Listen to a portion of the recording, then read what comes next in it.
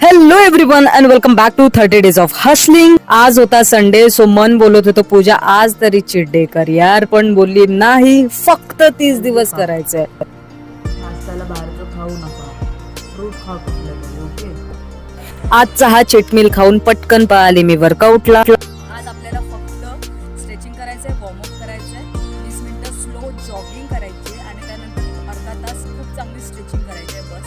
कारण आठवडाभर आपण खूप चांगली प्रॅक्टिस केली आहे. रविवारी बॉडीला आपल्याला रेस्ट द्यायची आहे. सपोज तुम्ही हा चॅलेंज फॉलो करत असाल तर तुम्ही रेस्ट घेतली तरी चालेल. घरी गेल्यावर तुम्हाला मसाज करायचा, पायाला आयसिंग करायचंय. वर्कआउटच्या आधी स्ट्रेचिंग आणि वॉर्मअप केल्याने काय होते, वर्कआउटसाठी आपली बॉडी चांगली वॉर्म होते आणि आपल्याला इंजुरीज कमी होतात.